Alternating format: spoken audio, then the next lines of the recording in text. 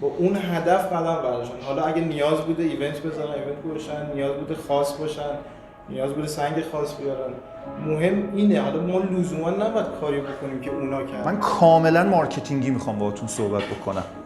صنم محمدی میدونین چی گفت؟ کلا دست گذاشت رو پروداکت. سامان چی گفت؟ آقا رقیب اومد یه ایونت هایی رو برگزار کرد، معمارهای بزرگ رو دعوت کرد، بعد ضیافت هایی رو برگزار کرد تا به این نقطه رسید. درسته یا نه؟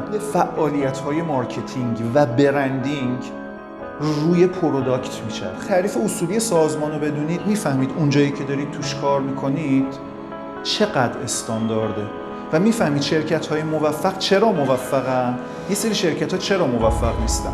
سازمان یه حداقلی رو باید داشته باشه. اون حداقل تو تعاریفش یه مقداریش نهفته است. سازمان ها یه خصوصیت مهم دارن، هزینه مبادله رو میارن پایین. بچه‌ها بحث من ارزون فروشی نیستا.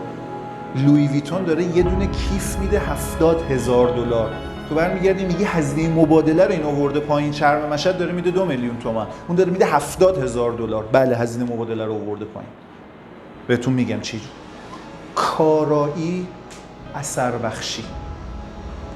سازمانی که یه دونه از اینا رو داشته باشه، یا کارایی داشته باشه اثر بخشی نداشته باشه، یا برعکس، اون سازمان محکوم به شکسته. اینم 0 و 100 نیستا.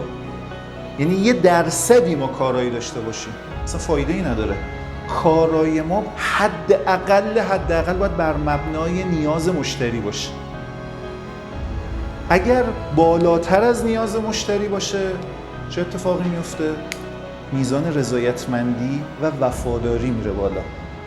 اگر بیاد پایینتر کارایی ما، ریزش مشتری به وجود میاد، نارضایتی میره بالا و ارزش برند میاد پایین. مشاور شرکت باید قبلش این مشاوره رو میداد. کاری که باید میکنی تو زندگیش باید اثر مثبت بذاره، اثر بخش باشه. نه اینکه اون اول بری یه دونه واحد و تحویل بدی پولتو بگیری بیای بیرون. تو کارتو درست انجام دادی، ببین کارا عمل کردی، ولی آیا اثر بخش بوده؟ خیر. یعنی تیم مشاوره نقش فروشنده اینجا خودشو نشون میده، نیاز مشتری رو میگیره، پردازش میکنه، راهکار درست میده. پس باید اثر بخش باشه.